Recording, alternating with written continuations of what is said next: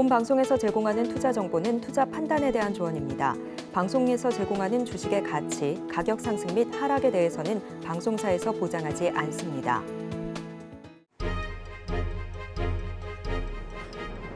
네, 실시간 정보 브리핑입니다. 월가 미 고용시장 점진적 냉각, 정상화 과정. 4일 캐피털 이코노믹스의 토마스 라이언 북미 담당 이코노미스트는 이날 발표된 미국 4월의 구인 건수 결과에 대해서 고용시장이 코로나19 팬데믹 이전 수준으로 정상화하고 있다는 추가 증거를 제공했다고 평가했습니다. 이날 미국의 노동부가 발표한 4월의 구인 이직 보고서에 따르면 구인 건수는 805만 9천 건으로 전월 대비 29만 6천 건 감소했습니다. 전년 대비로는 180만 건 감소했습니다. 미 국채가 나흘째 강세, 침체 우려 커집니다. 미국 국채 가격이 나흘째 강세를 보이고 있습니다. 전날 미국 제조업 업황이 예상외로 위축됐다는 소식에 급등했던 국채 가격은 여진이 이어지는 모습입니다. 4일 오전 8시 30분 뉴욕 채권 시장에서 10년물 국채 금리는 전 거래일 오후 3시보다 3.9 베이시스 포인트 하락한 4.366%를 기록했습니다. 통화 정책에 민감한 2년물 금리는 같은 기간 3.2 베이시스 포인트 떨어진 4.795%를 가리켰습니다. 월가 전문가들 미 연준 7월 인하 카드 버리지 않은 이유. 월가의 일부 이코노미스트들이 미국 연방준비제도의 7월 금리 인하 가능성을 배제하지 않고 있습니다. 연준 당국자들이 금리 인하를 서두르지 않겠다고 밝히면서 금융시장에서 금리 인하 시점이 멀어질 것으로 예상된 가운데 일부 경제학자들은 7월 인하에 무게를 뒀습니다. 데이터 트랙 최근 유가 하락, 경기 침체 신호 아니다. 최근 유가 하락세가 미국 경기 침체 신호가 되지 않을 것이라는 분석이 나왔습니다. 니콜라스 콜라스 데이터 트랙 공동 설립자는 4일 메모에서 휘발유 가격은 가계 예산에서 변동이 많은 부분이라며 유가가 계속 하락하면 여름 드라이빙 시즌에 휴가를 가는 사람의 소비 여력이 더 커질 수 있다고 봤습니다. 이어지는 소식 외신 브리핑을 통해서 전달해 드리도록 하겠습니다.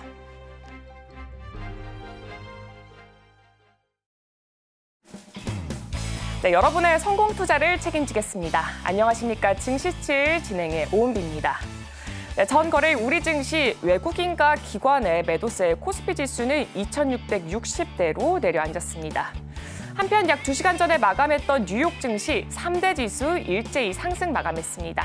자세한 소식은 이어지는 브리핑을 통해서 전달해 드리도록 하겠습니다. 그러면 수요일의 증시7 지금 바로 출발하겠습니다.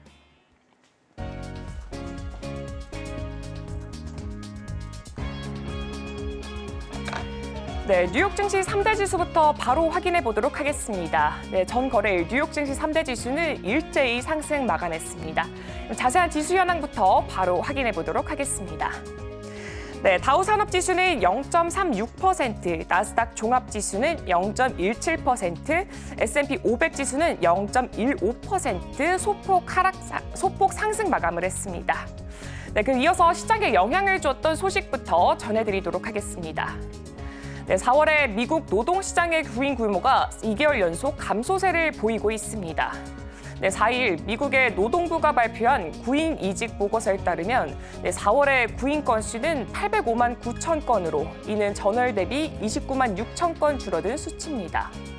이는 다우존스가 집계한 전문가들의 전망치인 840만 건에도 못 미치는 결과입니다.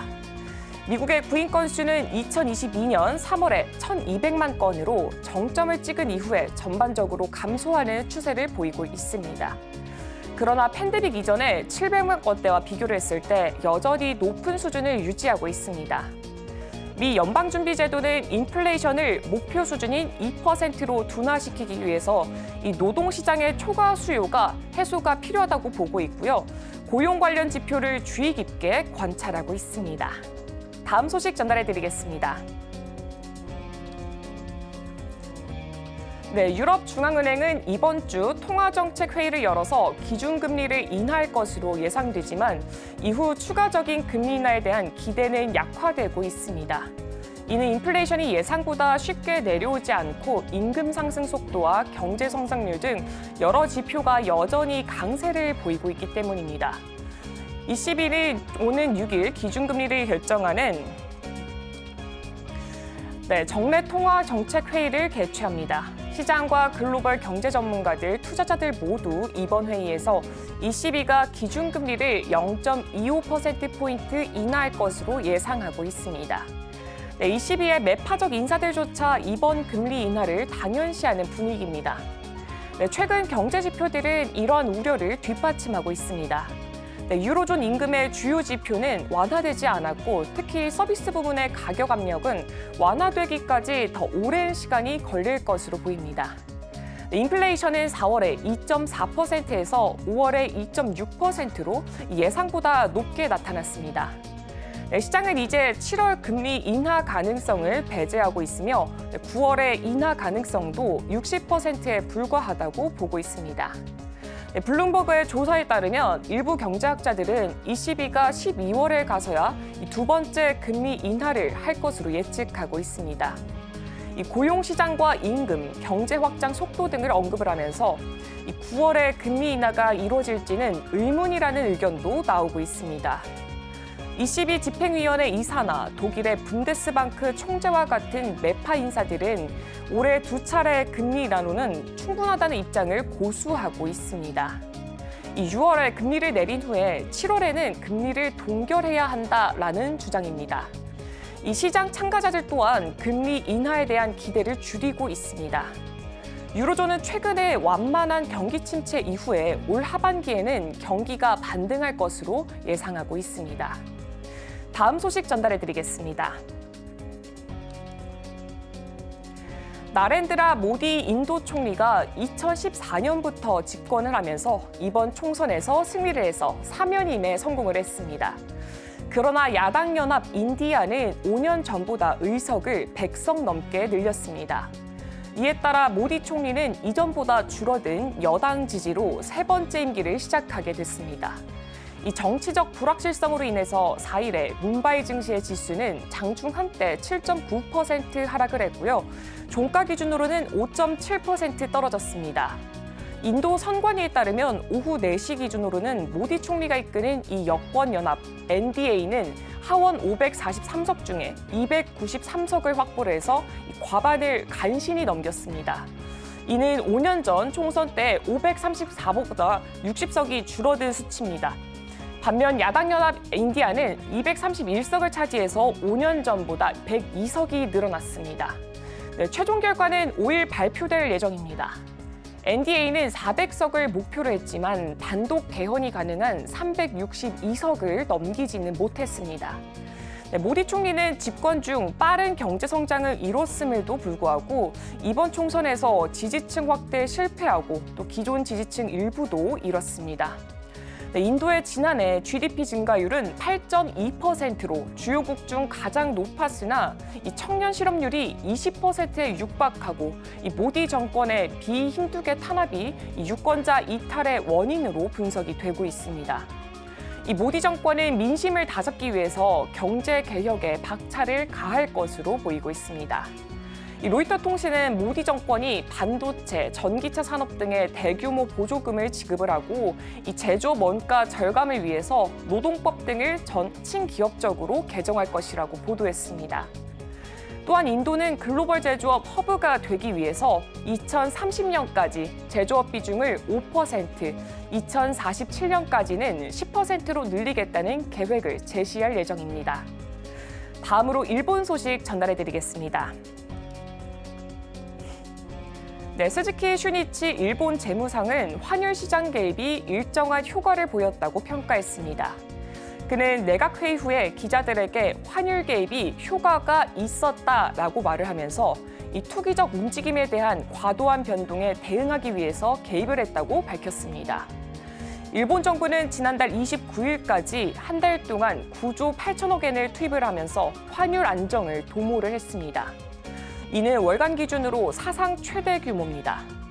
4월 29일 달러당 엔화 환율이 160엔까지 치솟았고 5월 2일 157엔으로 다시 오르자 엔 매수 개입이 다시 이루어진 것으로 보도되었습니다.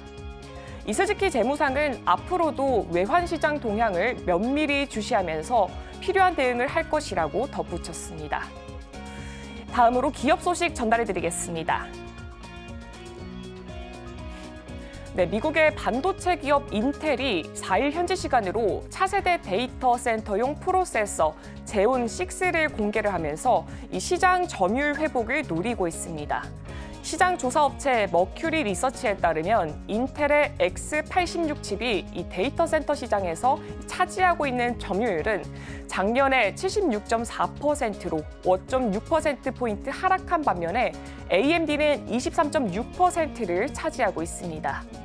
이 제온6는 두 가지 주요 유형으로 제공이 되고 있으며 강력한 성능의 버전은 3분기에 출시되고 이 효율성 모델은 바로 출시될 예정입니다. 인텔의 최고 경영자는 대만에서 열린 이 컴퓨텍스 행사에서 제온6 프로세서가 성능을 높이고 또 전력을 낮췄다고 소개를 했습니다. 또한 인텔은 AI 칩 가우디3를 델과 인벤텍 같은 이 파트너사를 통해서 경쟁사보다 훨씬 더 낮은 가격으로 판매할 것이라고 발표를 했습니다. 이 가우디3는 엔비디아의 H100 GPU보다 전력 효율이 2배 이상 높고 AI 모델을 1.5배 빠르게 실행할 수가 있습니다. 이 8개의 AI 칩이 포함된 가우디3는 가속기 키트는 약 12만 5천 달러에 판매될 예정이면서 이는 전 세대인 가우디2의 6만 5천 달러보다 높은 가격입니다. 이 커스텀 서버 공급업체 싱크메이트에 따르면 8개의 엔비디아 H100 AI 칩이 장착된 이 비슷한 HGX 서버 시스템은 30만 달러 이상으로 추정이 되고 있습니다. 인텔의 최고 경영자는 인텔이 PC칩의 주요 공급업체로서 AI 확산에 중요한 역할을 할 것이라며 이 무어의 법칙은 여전히 유효하다라고 강조를 했습니다. 여기서 무어의 법칙은 인텔 공동 설립자인 고든 무어의 주장으로 반도체 직접 회로의 밀집도가 18개월마다 2배로 증가한다라는 내용입니다. 다음으로 구글 소식 전달해드리겠습니다. 네, 알파벳의 구글 클라우드 부서가 최근 여러 팀에서 직원을 해고한 것으로 알려졌습니다. CNBC는 내부 소식을 인용해서 영업, 컨설팅, 시장 진출 전략, 운영 및 엔지니어링 부분에서 최소 100개의 일자리가 없어졌다고 전했습니다. 이 구글 대변인은 팀 전체에 걸쳐서 점진적인 감원이 이루어지고 있다고 밝혔습니다. 일부 해고된 직원들은 4월 중순 구글 클라우드 넥스트 이 행사에 참여한 바가 있습니다. 구글은 작년 초부터 지속적으로 정리 해고를 진행해 왔으며 최근에는 엔지니어링 인재를 포함해서 핵심 조직에서도 최소 200명의 직원을 감원했습니다. 순다르 피차이 최고 경영자는 올해 해고를 줄일 것이라고 직원들에게 약속을 했습니다. 다음 소식 전해드리겠습니다. 네, 세계 최대 반도체 위탁 생산 기업인 TSMC는 이 대만 밖으로 팹을 이전하는 것은 불가능하다라고 밝혔습니다. 이 주요 외신에 따르면 TSMC는 연례 주주총회 후에 기자들과 만나서 일부 고객들과 팹 이전 문제를 논의를 했지만 이 생산 능력의 80에서 90%가 대만에 있기 때문에 이전은 불가능하다라고 설명을 했습니다. 이러한 발언은 대만과 중국의 긴장 관계와 또 최근에 발생한 대만의 강진으로 인해서 이 생산 안정성 때문에 우려로 보인다는 문제입니다. 엔비디아의 젠슨 황 최고 경영자의 대만 방문 직전 이 중국군은 대만에 대한 포위 군사 훈련을 펼쳤습니다. 마지막 소식 전달해드리겠습니다. 네, 미국의 전기차 기업 테슬라의 CEO의 일론 머스크가 테슬라용으로 예약된 엔비디아의 AI 칩을 소셜미디어 X와 AI 스타트업 xAI에 먼저 배송해달라고 요청한 것으로 밝혀졌습니다. CNBC가 입수한 엔비디아의 내부 이메일에 따르면 머스크는 원래 테슬라용으로 예약된 12,000개의 H100 GPU를 X와 xAI로 전환을 했습니다. 이에 따라서 테슬라의 AI 슈퍼컴퓨터 도조 구축 프로젝트가 지연될 것으로 보이고 있습니다. 이 도조는 테슬라 자율주행 AI를 구동하는 데 중요한 역할을 하는 AI 슈퍼컴퓨터입니다. 이 엔비디아의 메모에 따르면 테슬라는 올해 1월과 6월에 해당 GPU를 받을 예정이었지만 이 머스크의 요청으로 인해서 X와 xAI에 우선적으로 배송이 됐습니다. 이는 테슬라의 AI 슈퍼컴퓨터 도조의 클러스터 구축 프로젝트에 영향을 미칠 가능성이 큽니다. 이 도조의 핵심은 테슬라가 자체 설계한 AI 반도체 D1으로 초당 100경번의 연산이 가능한 1.1 엑사플로스급 성능을 자랑하고 있습니다. 특히 엔비디아의 내부 이메일은 테슬라가 지난 4월에 전 세계에서 약 10% 이상의 인원을 구조 조정하겠다고 발표한 이후에 진행 중인 해고와 관련해서 이 텍사스의 기가 팩토리에서 H백을 통해 이루어질 프로젝트가 추가로 지연될 수 있다고 또 경고를 했습니다. 머스크는 도조를 컴퓨팅의 기가 팩토리라고 표현을 하면서 이 10만 개의 AI 반도체로 구축이 될 것이라고 강조를 했습니다. 이는 메타의 그래픽 처리 장치 클러스터보다 4배나 큰 규모입니다. 네, 오늘 준비한 외신 소식은 여기까지입니다. 이어서 국내 소식과 더불어서 오늘의 일면에서 전문가들의 수혜주까지 만나보시길 바랍니다.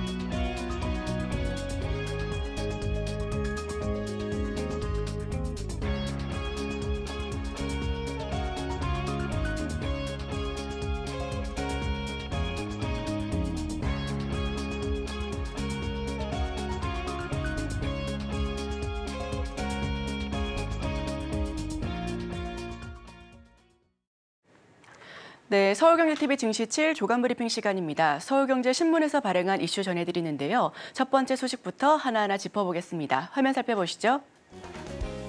천연가스 29년, 석유 4년치 매장 추정, 삼성전자 시총 5배 가치. 네, 첫 번째 소식 전해드립니다. 정부가 석유와 가스 발견 가능성을 공식화한 동해 심해 가스전은 경북 포항 여행릴만에서 38에서 100km 정도 떨어진 넓은 범위의 해역에 걸쳐져 있다라고 설명되고 있습니다. 한국의 독자 배타적 경제 수역에 포함돼 주변국과 분쟁 가능성이 거의 적은 편인데요. 해수면 1km 이상 아래 깊은 바닷속에 있어 탐사 및 개발 난도가 높은 편입니다. 오히려 그동안 탐사가 많이 이루어지지 않았었던 심해라 상당한 기대감이 존재하고 있는데요. 동해 심해 탐사 자원량은 최대 140억 배럴, 예상 자원은 가스 75%, 석유 25%로 추정하고 있습니다. 윤 대통령은 큰 예산이 드는 사업이긴 하지만 충분한 가치가 있다며 탐사 계획을 승인했습니다. 정부 안팎에서는 동해 가스전 성공의 재현을 바라는 분위기고요. 침체했던 자원개발 업계에 주어진 귀중한 기회인 만큼 잘 살렸으면 하는 마음이 덧붙여지고 있습니다.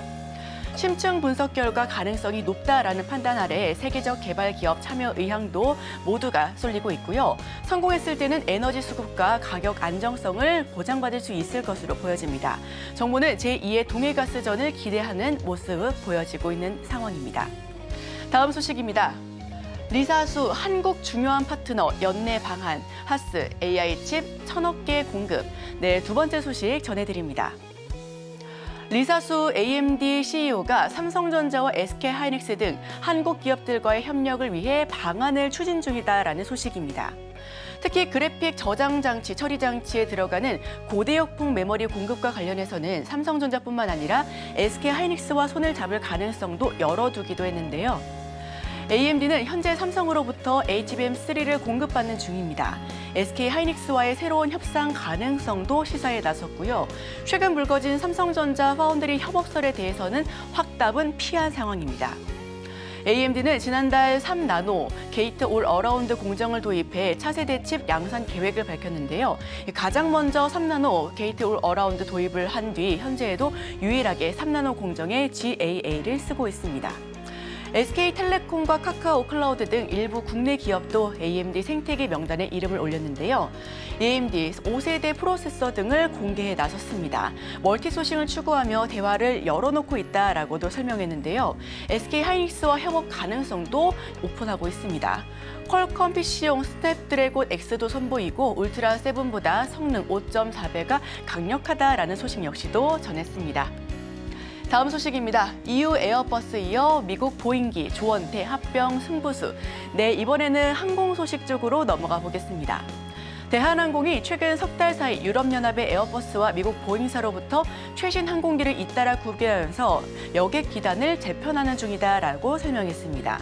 아시아나 인수합병 절차가 막바지에 다다르면서 메가 캐리어 출범을 대비한 승부수다라는 평가가 이어지고 있는데요.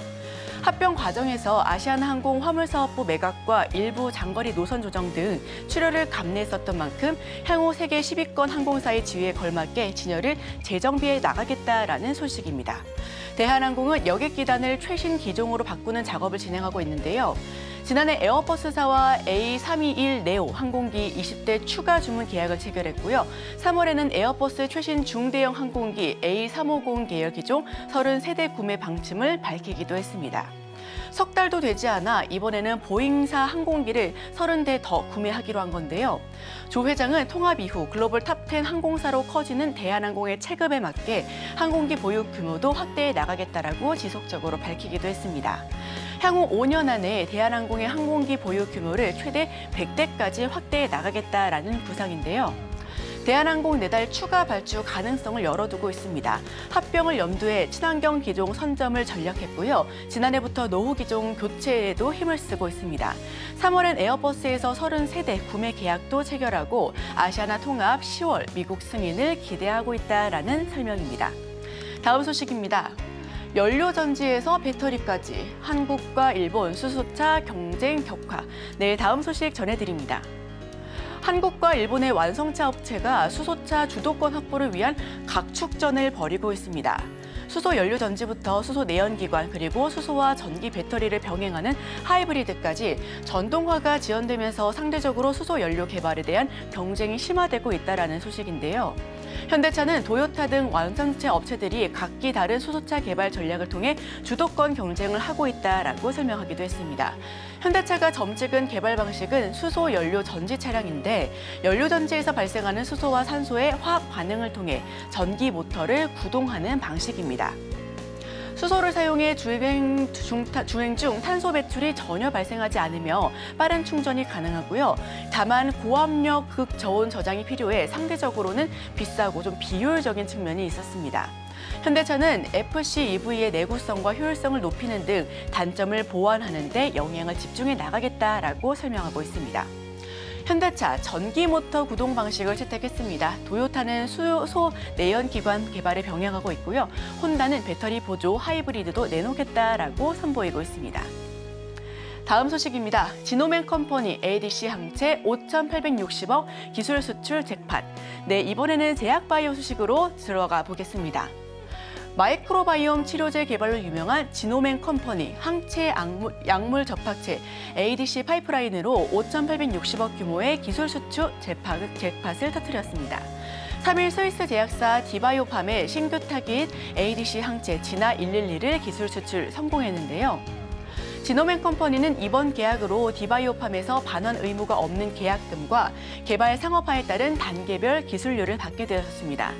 개발 단계별로 성공할 때마다 받는 마일스톤을 포함한 총 금액은 5,863억 8,900만 원으로 집계되고 있는데요. 올해 제약바이오 업계 5번째 기술 수출로 계약 규모는 2번째로 큰 상황입니다.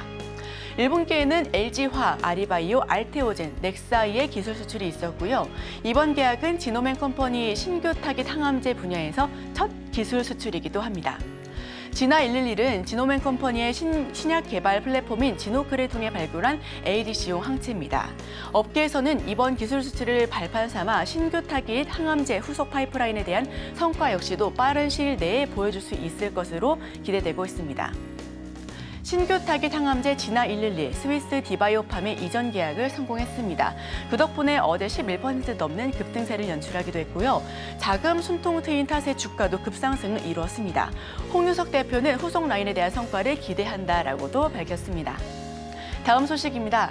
엔비디아 고공행진하는데 서학개미, ETF 하락 베팅. 네, 마지막 소식으로 전해드리겠습니다. 엔비디아가 올해 들어서만 121% 주가가 급등했습니다. 엔비디아 주가를 역으로 추종하는 ETF에 투자하는 개인 투자자들의 움직임이 포착된 건데요. 다만 전문가들은 AI 성장세를 감안하면 추가 상승에 대한 가능성도 충분하다라는 입장입니다. 특히 엔비디아 같은 경우에는 2024년 1월 2일 475달러 선에서 지속적으로 우상향 기조를 보여줬었고요. 지난 5월 31일 1096달러 선까지 터치했습니다. 최근 미국 월스트리트 큰손들이 하나둘 엔비디아의 정점론을 언급하고 있습니다. 미국 빅테크들이 엔비디아 과점을 깨기 위해 인공지능 반도체 경쟁에 가세하자 리스크를 해지하려는 투자자들이 늘어난 것으로 풀이되고 있는데요. 전문가들은 다만 AI 대장주로서 엔비디아의 위상이 확고한 만큼 인버스 ETF는 조심스럽다라는 입장을 내보이고 있습니다.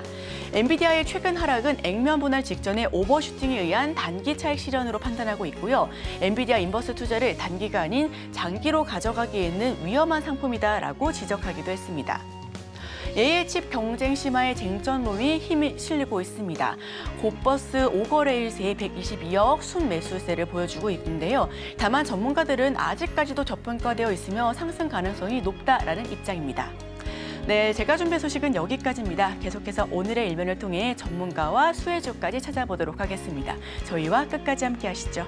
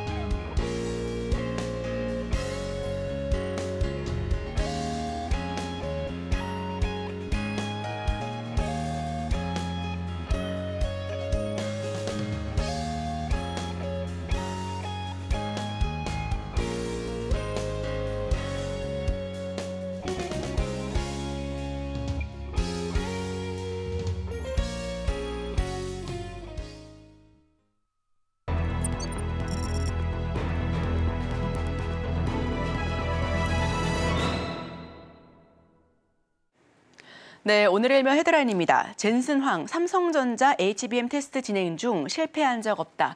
네, 오늘 함께 하실 분은 헤르메스 스타 김시은 팀장입니다. 어서 오세요. 네, 안녕하세요. 네, 젠슨 황 엔비디아 CEO가 삼성전자의 HBM 콜 테스트 실패설에 대해 부인하는 입장을 내놨습니다. 자, 이런 부분에 대해서 지난번에 크게 주가 움직임 출렁임 보였었는데요. 이번에는 부인하는 입장을 내놨습니다. 헤드라인 풀어주시죠.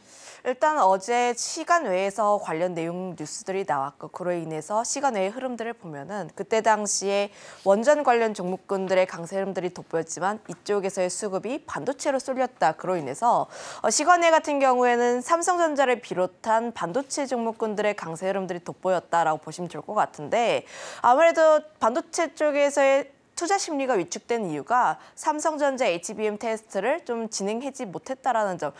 그 점에서 로이더 통신이 지난 24일에 테스트가 불발이 되었다. 발열 문제로 인해서 좀 실패를 했다라는 내용들이 나왔었지만 젠슨 황이 실패한 적이 없다라고 일축을 했고요. 관련했을 때 다시 한번 기대감은 살아나고 있는 상황이라고 보시면 좋을 것 같습니다. 다만 우리나라 같은 경우가 맨 처음에 나왔던 기사의 제목이 사실 자극적이었어요. 엔비디아의 삼성전자 HBM을 공급할 것이라는 헤드라인이 나왔다 보니까 그럼 테스트 성공한 거 아니냐라는 내용이 나왔지만 좀 기사의 내용을 좀 따져보게 되었을 때 지금은 여전히 테스트를 진행을 하고 있고 젠슨 황이 삼성전자 HBM 테스트를 통과하면 쓰겠다라는 내용이 뉘앙스였습니다. 사실 원론적인 내용이라서 그렇게까지 크게 좀 기대감을 불러일으킬 만한 요소는 없었지만 그럼에도 불구하고 젠슨 황이 발언을 했다라는 거죠. 그 부분에서 시장은 좀 그래도 반응을 한 부분들이 있는데 지난해 9월부터 시작해서 삼성전자의 콜 테스트가 언제 통과가 될 것인지에 대한 관심이 크게 모아진 부분들이 있는데 결국 지금 삼성전자, 마이크론 그리고 SK하이닉스 3개 회사의 다변화는 일어날 것으로 보고 있습니다. 우리나라 같은 경우도 보면은 SK하이닉스가 한미반도체 TC본드 잘 공급받고 있는데 최근에 한화정밀기계 쪽에서 TC본드를 받겠다 하고 있죠. 대만 같은 경우도 기계를 계속 받겠다라고 하는 것은 결국 공급자를 를 다변화해서 좀 리스크를 줄여 나가겠다라는 겁니다. 엔비디아도 마찬가지예요. 지금 찍을수록 계속해서 판매가 잘 되고 있는 입장인데 그럼 SK하이닉스뿐만 아니라 마이크론 그리고 삼성전자 HBM을 계속 받고 싶어 할 겁니다. 물론 테스트가 좀 진행되기까지 시간이 계속 오래 걸리긴 해요. 테스트하는데 시간이 얼마나 많이 걸리냐면 1000시간 걸립니다. 1000시간이요? 굉장히 다양한 상황들에서 좀 요건을 확인을 하기 위해서는 약 1000시간 정도가 소요가 되는데 거기다가 더해서 과거에 지적했던 문제들뿐만 아니라 최근 들어서는 새로운 문제들도 생기고 있다고 해요. 이런 부분들을 해결을 하기 위해선 조금씩 더 시간은 필요해 보이지만 결국 삼성전자 같은 경우에는 이 테스트를 좀 통과할 것으로 보여지고 있고 그로 인해서 지금 삼성전자 HBM에 사활을 걸고 있죠. DS 부문장도 바꾸고 있고 개발진도 따로 꾸리고 있는 만큼 지금 굉장히 사활을 진행을 하고 있기 때문에 결국 시간의 문제이지 앞으로의 방향성 자체는 틀리지 않았다라고 보고 있습니다. 그러면 현재 3파전이 진행이 되고 있는데 지금 비율을 보시게 되면 SK하이닉스가 50%. 좀 지금 아무래도 SK하이닉스의 진행 자체가 굉장히 빠르다 보니까 SK하이닉스의 점유율 자체는 조금 더 늘어날 가능성이 있긴 한데 주목해봐야 하는 건 마이크론입니다. 마이크론 같은 경우도 3 좀 긍정적으로 보여지고 있긴 한데 2차 벤더로 가기에는 비율이 굉장히 작아요. 그러면 결국 엔비디아 입장에서 삼성전자가 어떻게 해서든지 퀄 테스트를 통과를 해줘야 하는 바람이 있다 보니까 결국 지금 이런 부분에서 보게 되었을 때 엔비디아는 결국 삼성전자를 쓸 수밖에 없다고 보고 있고 거기다가 더해서 최근 그러니까 그제 나왔던 내용들이 엔비디아가 블랙웰에 이어서 루빈도 좀 로드맵을 공개를 했는데 결국 이 뜻은 이렇습니다. HBM 같은 경우는 계속해서 발전을 해 나가는 수밖에 없고 특히 루빈 같은 경우는 HBM4가 들어가다 보니까 앞으로 삼성전자, SK하이닉스 간의 2파전이 계속 진행이 될 수밖에 없다. 특히 지금 현재 진행되고 있는 양상으로는 H백 대비했을 때 B백 같은 경우에 HBM 숫자가 거의 2배 이상 늘어나고 있는 부분들이 있고요. 거기다가 블랙웰 같은 경우에는 3E가 진행되는 부분들이 있다 보니까 결국 이 부분에서 HBM 같은 경우는 단가가 올라갈 수밖에 없습니다. HBM4 같은 경우는 현재 개발 진행 중인 과정에 있어서 SK하이닉스 혹은 삼성전자 아직까지 승자라고 할 수 있는 시장이 아니에요. 그런 측면에서 보게 되었을 때 현재의 시장에서 SK하이닉스가 HBM3 그리고 HBM3E 쪽에서 점유율을 굉장히 가지고 있다 하더라도 과연 이 점유율을 HBM4에서 끌고 갈 수 있을지 여부는 좀 다른 양상이다 보니까 현재 점유율을 굉장히 많이 갖고 있고 캐파 증설을 굉장히 공격적으로 진행하고 있는 우리나라 투탑 쪽에 대해서 조금 더 주목을 해볼 필요가 있지 않을까. 사실 그렇게까지 대단한 내용들은 아니었지만 우리가 좀 내용들을 엮어서 다양한 뉴스들을 종합을 해보면 삼성전자에 대한 믿음은 계속 가져갈 수밖에 없다라고 보고 있습니다. 네, 해당 내용들로 인해서 어제 시간 외에서는 반도체 쪽으로 좀 수급이 쏠려주는 그런 분위기 연출됐습니다. 오늘 개장 직후에 반도체 관련주들 움직임 흐름들 좀 살펴보시면 좋을 것 같은데요. 자, 그렇다면 여기서 투자 키워드는 어떻게 잡아보면 될까요? 아무래도 삼성전자가 가장 큰 키워드일 것 같아요. 삼성전자가 움직여줘야지 다른 반도체 종목군들도 함께 움직이다 보니까 삼성전자에 대해서 호재가 무엇이 있는지 그리고 악재가 무엇이 있는지는 우리가 조금씩 더 따져봐야 할 것 같습니다. 아무래도 악재성이라고 하는 부분들은 외국인의 수급이 계속 이탈이 되고 있다는 점이라고 보시면 좋을 것 같은데 제가 차트를 한번 띄워왔어요. 차트를 한번 띄워왔을 때 3월 달쯤에 가장 큰 양대 장봉을 그리면서 올라갔던 부분들이 젠승황이 발언을 하면서입니다. 삼성전자의 HBM이 테스트를 통과했으면 좋겠다라는 바람을 이야기를 하면서 그때부터 외국인의 매수세가 굉장히 강하게 들어오면서 박스권을 뚫고 올라가는 흐름들이 나왔어요. 3월에도 외국인의 매수세가 이어졌고 4월 같은 경우에도 외국인의 매수세가 이어졌는데 다만 외국인의 매수세가 갑자기 뚝 끊겼던 시점이 5월입니다. 5월 같은 경우가 한 마이너스 1조 정도였다고 보시면 좋을 것 같고 특히 최근 들어서는 그 외국인 매도폭이 굉장히 강하게 나왔었는데 지금 5월 24일부터는 매도가 한 3조 정도가 나왔어요. 그런데 이 부분에 대한 특징을 보게 되면 4월 같은 경우에는 외국인의 매수가 이어졌다라고 이야기를 했습니다. 그러면 외국인 같은 경우는 삼성전자가 하락을 했을 때 매수를 계속해서 진행을 하면서 방어를 해주는 역할이었지만 최근 같은 경우에는 특히 5월 같은 경우에는 하락을 했을 때 외국인이 매도를 하는 그런 차이점이 있어요. 그러면 삼성전자 같은 경우에는 현재 외국인의 수급이 계속 이탈이 되고 있기 때문에 결국 외국인이 우려하는 부분들을 좀 해결을 해야지 주가 같은 경우도 턴을 할 필요가 있다라고 보여지고 있습니다. 우선 첫 번째에 대해서 우려하고 있는 부분들은 파업에 대한 부분이라고 보시면 좋을 것 같은데 결국 뭐 삼성전자가 또 마찬가지로 파업에 대한 부분들을 계속 우려를 하고 있다라는 점. 물론 이 부분들이 금요일에 단발성으로 끝나는지 혹은 연속성을 띌 것인지에 대해서 좀 우리가 확인을 해봐야 하는 요소이긴 하지만 반도체 공장 같은 경우는 좀 중단이 될 것으로 보여지고 있지는 않기 때문에 이 부분 같은 경우에는 좀 단기간적으로 해결이 될 요소라고 보고 있다는 점. 두 번째 요소는 모건 스탠리를 비롯해서 외국계가 사실 AI 수혜주로 삼성전자를 꼽지 않았습니다. HBM을 좀 엔비디아에 납품을 하지 못하고 있다는 이슈인데 이 부분 같은 경우에 제가 앞서 이야기를 했듯이 시간의 문제이지 방향성은 좀 틀리지 않았다 보니까 결국 이 부분이 좀 해결이 될 방향성이 있다는 거예요. 거기다 지금 앞서 이야기를 했던 것처럼 직전에 상승했던 모든 상승 라인을 모두 다 반납하는 라인대까지 내려왔습니다. 그런데 삼성전자가 현재 HBM만 있는 건 또 아니에요. HBM은 플러스 굉장히 큰 매력적인 요소이고 기본적으로 탄탄하게 받쳐주고 있는 게 캐시 플로우. 그러니까 레거시가 얼마나 잘 견조하게 버텨주는지인데 5월에 수출입 데이터가 나왔습니다. 그중에서 반도체 굉장히 견조한 흐름들을 보여주고 있고 특히 50%의 성장세가 나와주고 있는데 디램 고정 가격 같은 경우도 $2 그리고 낸드도 4.9달러 수준에서 안정화 흐름들이 계속 나와주고 있다는 거예요. 특히 낸드 같은 경우에 ESS 그리고 중국 쪽에서의 수요가 계속 증가하게 되면서 가동률도 굉장히 좋습니다.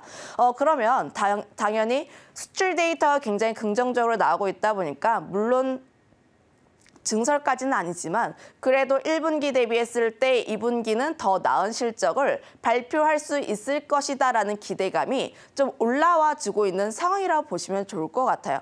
물론 지금 막 이제 실적 발표 시즌이 마친 지가 얼마 안 되었는데 우리 이제 또 2분기 실적 어떻게 나오는지 관심 가져야 합니다.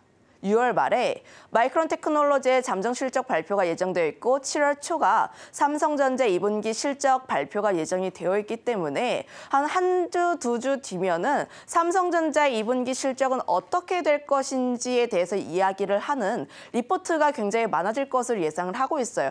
그때 다시 한번 삼성전자 같은 경우에 실적에 대한 기대감들 그리고 HBM 같은 경우는 현재 계속 나와 있는 내용들로 종합을 해봤을 때 계속 기대감을 가져볼 수 있는 요소라고 보여지고 있어서 현재 주가 같은 경우는 굉장히 긍정적으로 보여지고 있고요. 삼성전자가 다시 한번 움직이게 된다면 아무래도 삼성전자가 전체 지수에서 차지하는 비중 자체가 꽤 크다 보니까 삼성전자 움직인다는 건 결국 지수가 움직인다라는 겁니다. 그런데 앞서 이야기를 했다시피 주가가 좀 많이 낮아 있는 상황이기도 하고요. 현재 120선 위치에 있는데 좀 삼성전자의 차트를 크게 끌어서 보게 되면 역사적으로 121선에서 반등을 하는 그런 흐름들이 나와주고 있어서 현재 이 시점에서 삼성전자를 비롯한 반도체 종목군들 같은 경우는 우리가 조금 더 관심 있게 볼 필요가 있지 않을까라는 의견 드려보도록 하겠습니다. 네, 오늘의 일명 키워드는 삼성전자 그 자체를 잡아봤습니다. 다만 5월 들어서 외국인의 수급 이탈이 좀 거세지고 있는데요. 외국인을 좀 워워시킬 한 방이 필요해 보입니다. 자, 그렇다면 여기서 우리 수혜 섹터 한번 살펴봐야 될 것 같은데 반도체가 될 것 같은데요? 네, 아무래도 반도체를 보는 게 맞고 그중에서 어떤 종목을 봐야 하나요? 라고 보면은 현재 시점에서는 대장주를 보는 게 맞다고 보고 있습니다. 소부장단에서의 그 탄력적인 움직임을 보는 것도 좋긴 하지만 현재 같은 경우에 반도체가 주도주로서의 역할을 제대로 해주지 못하고 있어요. 삼성전자, SK하이닉스 좀 지지부진한 흐름들이 최근에 나와주고 있고 그로 인해서 소부장단에서는 일부 종목군들의 강세 흐름들만 나와주고 있습니다. 그러면 결국 반도체 섹터가 전반적으로 움직이기 위해서 반도체 대장주가 먼저 움직일 필요가 있다 보니까 대장주 위주로 먼저 관심을 가져볼 필요가 있지 않을까. 특히 SK하이닉스 같은 경우는 좀 올랐을 때는 좀 두려워서 매수를 하지 못했다면 좀 늘렸을 때는 계속 관심 있게 볼 필요가 있다라는 점. 아무래도 현재 엔비디아 쪽에서의 공급을 굉장히 잘 진행하고 있는 부분들이 있다 보니까 독점적인 역할이 있어요. 거기에서의 무시를 할 수가 없기 때문에 AI 시장 쪽에서 SK하이닉스의 위치는 좀 더 이어질 것이다. 그리고 HBM 시장이 계속 커질 것이라고 가정을 하면 그 안에서의 매출 성장세도 기대를 할 수밖에 없는 부분들이고 최근에 나왔던 이야기가 SK하이닉스가 HBM의 수율을 공개를 했습니다. 그런데 수율을 공개를 했다는 것 자체는 굉장히 큰 자신감. 나는 지금 수율을 공개를 하더라도 삼성전자를 따돌릴 만한 자신감이 있다라는 해석으로 내비칠 수가 있다 보니까 결국 지금 현재 실적 혹은 HBM의 수혜를 받는 것은 SK하이닉스가 될 것이다라고 보여지고 있고요. 다만 조금 더 앞으로의 성장성 그리고 추가적인 성장을 기대를 해보게 된다면 상승폭에 대한 기대감을 보게 되면 아무래도 삼성전자를 바라볼 수밖에 없는 게 그 이유가 악재란 악재는 모두 다 주가에 반영이 되었고 이제부터는 좀 호재가 나올 때마다 반영이 되는 이슈로 보여지고 있어서 삼성전자를 그 다음으로 보시면 좋을 것 같습니다. 소분장단에서는 여전히 HBM 관련 종목군들을 보시면 좋을 것 같은데 그 이유가 지금 빅테크 미국 쪽도 그렇고 우리나라도 그렇고 결국 반도체가 성장을 하는 그 스토리 자체는 AI 스토리로부터 비롯이 되었어요. 물론 지난해 11월부터 수출 데이터 좋아지면서 긍정적인 흐름들이 만들어진 것은 맞지만 가장 큰 성장의 촉발 역할을 했던 점은 AI, HBM입니다. 그로 인해서 HBM 관련 종목군들을 관심 있게 보시면 좋을 것 같은데 다만 최근 들어서는 밸류체인이 전반적으로 기대감을 받기보다는 얼마나 실제로 이익을 낼 수 있는지가 가장 중요하다라고 보여지고 있고 관련 종목으로는 PSK 홀딩스 그리고 DI, 한미 반도체가 있습니다. 현재 소부장단에서 이 세 가지 종목을 관심 있게 보고 있는데 결국 키워드는 수율을 얼마나 잘 잡아내는지 라고 보시면 좋을 것 같아요. 결국 지금 HBM이 D램 대비했을 때 수율을 잡기가 굉장히 어려운 부분이다 보니까 세정 공정이라든지 혹은 수율을 높일 수 있는 부분들, 테스터 장비, TC본드에 대한 관심들이 계속 이어지는 부분들이 있어서 최근 수급이 들어오고 있고 그래도 기술력이 인정을 받은 종목군들 위주로 좀 관심 있게 보시면 좋을 것 같다라는 의견 드려보도록 하겠습니다. 네, 지금까지 헤르메스스타 김시은 팀장과 함께했습니다. 오늘 말씀 고맙습니다.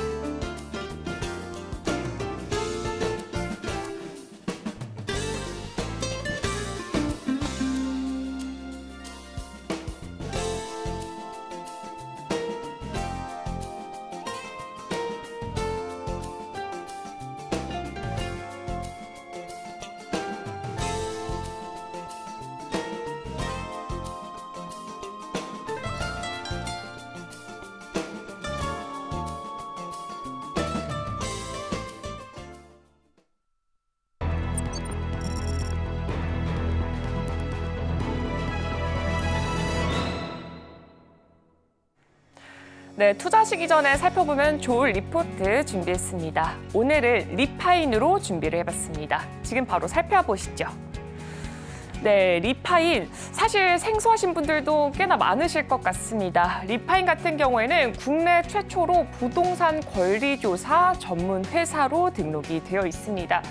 네, 한국 부동산 산업 내에서 부동산 벤처로 설립된 국내 최초 부동산 권리조사 전문 회사로 최근에 이 전세 사기 관련된 이슈로 아마 그 이슈로 들어보신 분들은 굉장히 많으실 거라고 생각이 들고 있습니다. 그럼 첫 번째 포인트부터 하나하나 살펴보겠습니다.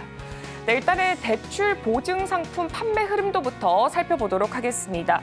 지금 일단 대출이나 보증 상품을 취급하고 있는 금융기관 같은 경우에는요, 내부 심사나 권리 조사를 통해서 부동산 등의 이 신용이나 시세가 문제가 없다고 판단이 된다면 대출금을 지급하거나 보증서를 발행을 하게 됩니다. 이후에 대출이나 보증이 잘 유지되고 있는지 확인하기 위해서 추가적으로 주기적인 권리 조사까지 필요하게 됩니다. 리파이는 이 과정을 지금 보시다시피 아웃소싱을 하는 방식으로 사업 모델을 창출하고 있는 회사입니다. 네, 사업 영역 같은 경우에는 크게 이렇게 6가지로 확인해 보실 수가 있습니다. 자세하게는 이런 식으로 6가지로 보실 수가 있고요. 금융기관의 부동산 담보채권 보호부터 영업점에 방문 없이 간편한 대출 신청까지 크게는 이렇게 6개를 확인을 해보실 수가 있습니다. 일단은 여기서 매출 비중 같은 경우에는요, 91%가 넘는 비중이 전월세 보증금 대출 서비스를 차지를 하고 있습니다. 일단 산업 현황부터 바로 살펴보도록 하겠습니다. 네, 여기서 전월세 보증금 대출에서 권리조사의 역할부터 한번 살펴보자면요. 전월세 보증금 대출은 보증부 대출을 의미하고 있습니다. 네, 전월세 보증금 대출을 위해서는 보증보험 가입이 필수적으로 들어가고 있습니다. 네, 여기서 이제 금융기관이 보증 대출은 금융기관이 부동산 등의 이 물적 담보물 대신에 공적기관의 보증을 담보로 돈을 빌려주는 대출을 의미하고 있는데요. 전월세 보증금 대출을 진행하는 금융기관은 신용위험 분산을 위해서 보증보험에 가입을 하고 있습니다. 이렇게 전세 대출 같은 경우에는 어떻게 진행이 되고 있냐면요. 이 집주인이 세입자에게 전세 계약을 하게 되어 있습니다. 그렇다면 은행과 세입자는 전세 대출 계약을 맺게 되겠죠. 그러면 그로 인해서 보증기관과 은행은 그 사이에 보증 계약이 체결되게 됩니다. 그리고 은행과 집주인 사이에는 전세 보증금 반환 채권이 발생하게 됩니다. 그 다음에는 이 사이에서 전세 보증 반환권 채권 발생 사이에서 보증기관이 채권 양도를 받거나 채권의 질권이 설정이 되게 됩니다. 그 이후에는 집주인과 보증기관의 이 통지가 발생하게 됩니다. 네, 이로 인해서 이제 동의 의사가 필요가 없게 되고요. 통지를 하게 된다면은 이제 여기서 효력이 발생하게 됩니다. 그러면서 이제 만약에 이렇게 전세 대출이 되게 된다면요. 집주인이 보증기관 연락을 피하더라도 수차례 통지한 기록 바탕으로 대출이 실행이 되게 됩니다. 네, 그래서 여기서 또 권리보험, 보증보험으로 커버리지를 못하는 것에 대한 리스크 해지가 또 발생하게 되고요. 권리보험사는 허그나 SGI의 보증보험에 가입한 금융기관이 주요 고객으로 자리를 하게 됩니다. 네, 권리조사는 권리보험료의 50에서 60%를 차지하는 굉장히 핵심적인 임무로 자리를 자리하고 있고요. 리파이는 전월세 보증금 대출 시장에서 이 성장과 함께를 해오고 있습니다. 그렇기 때문에 여기서 이제 주요한 포인트가 하나 나오고 있습니다. 전월세 보증금 대출 시장이 커지면 커질수록 리파이의 성장 규모도 더 커진다라는 것을 의미를 하고 있습니다. 그래서 이제 반환제도 같은 경우에는 이제 여기서 세입자를 지원하기 위한 정책으로 자리를 하고 있습니다. 그래서 이렇게 간편하게 도식도로 확인을 해보실 수가 있습니다. 여기서 이제 투자 포인트를 첫 번째부터 체크해 보도록 하겠습니다. 네, 하반기에 전세 가격 상승의 요인들이 굉장히 많이 자리를 하고 있습니다. 정부에서도 어떻게 보면 전세에 대해서 그런 정책들이 하나씩 나오고 있고요. 전세 가격 상승은 리파이 실적에 그대로 바로 반영이 되기 때문에 여기 첫 번째 투자 포인트로 한번 체크해 보시면 좋을 것 같습니다. 두 번째는 대출 갈아타기 플랫폼입니다. 대출을 갈아타기는 건마다 새로운 권리조사가 필요합니다. 아무래도 이렇게 금융기관마다 대출을 갈아타기 위한 플랫폼이 점점 더 쉽게 발달을 하면서 이 고객들이 대출을 갈아타면서 이게 리파이에게 조금 더 효과적인 방안이 제시가 되게 됩니다. 세 번째로는 전세보증금 반환 서비스 가입자가 증가합니다. 세입자들의 불안이 계속해서 지속이 되고 있기 때문에 가입자 증가가 계속될 것으로 이렇게 생각이 되고 있습니다. 간편하게 이렇게 구조는 이런 식으로 진행이 되고 있습니다. 네 번째는 보증보험사 점유율 변화가 권리보험 시장에서 점점 더 증가할 것으로 보여지고 있습니다. 1분기 실적 같은 경우에 15%가 증가를 했고요. 전망 같은 경우에는 15% 이상 전망이 되고 있습니다. 네, 리스크 요인 같은 경우에는 비즈니스 모델 특허 만료와 또 신사업 같은 게 있기 때문에 한번 투자를 하실 때 이 두 부분은 주의해 보시면 좋을 것 같습니다. 네, 오늘 제가 준비한 리포트는 여기까지입니다. 오늘의 핵심 요약 세 줄입니다. 오늘 세계 최초 초소형 고출력 레이저 핵심 기술 미용기기 전문 업체 라메디텍이 공모 청약을 시작하는 날입니다. 상장 예정일은 17일로 보여지네요. 자, 오늘의 일면 젠슨황 삼성전자 HBM 테스트 진행 중 실패한 적 없다. 삼성전자를 키워드로 세 가지 수혜주 찾아봤습니다. 마지막 투자전 리포트는 국내 최초 부동산 권리조사 전문 업체 리파인 하나하나 지켜봤습니다.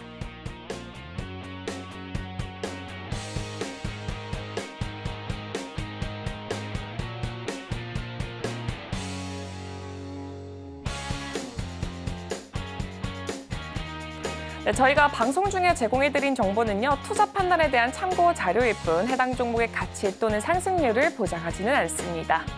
네, 잠시 후 증시 8 오늘의 승부주가 방송됩니다. 승부주에 대한 다양한 힌트와 함께 전문가 인사이트까지 찾아보실 수가 있으니까요. 끝까지 함께 하시길 바랍니다. 네, 저희가 준비한 소식은 여기까지입니다. 저희는 금요일 이 시간에 또 찾아뵙도록 하겠습니다. 함께해 주신 여러분, 오늘도 고맙습니다.